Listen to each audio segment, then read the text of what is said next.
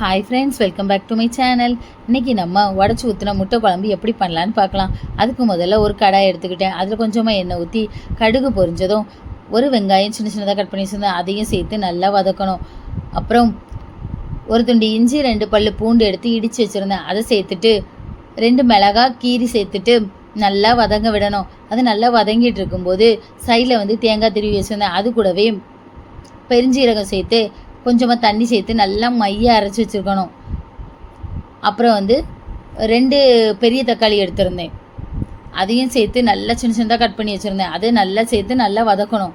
அது நல்லா வதங்கிட்டு இருக்கும்போதே கொஞ்சமாக மஞ்சள் தூள், நம்ம காரத்துக்கு ஏற்றாப்புல வத்தல் தூள் சேர்த்துட்டு 1 ஸ்பூன் மல்லித்தூள் சேர்த்தேன்.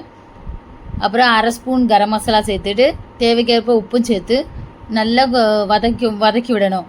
அது கூடவே தண்ணியும் கொஞ்சம் சேர்த்து நல்லா வேக வைக்கணும். அது வெந்து வந்ததும் அதில் நம்ம அரைச்சி வச்சுருக்கோம்ல பேஸ்ட்டு, தேங்காய் பேஸ்ட்டு, அதையும் சேர்த்து எக்ஸ்ட்ரா தண்ணி ஊற்றி நல்லா கொதிக்க விடணும். அது நல்லா கொதி வந்ததும் அதில் 4 முட்டை சேர்க்கணும்.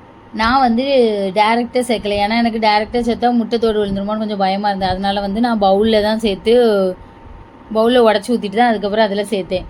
இப்போ உங்களுக்கு தேங்காய் போட மாட்டீங்க அப்படின்னா நீங்கள் ஒரு முட்டையை எடுத்து தனியாக ஒரு பவுலில் வச்சு நல்லா அடித்து சேர்த்திங்கன்னா திக்காக கிடைக்கும் நல்லா குழம்பு.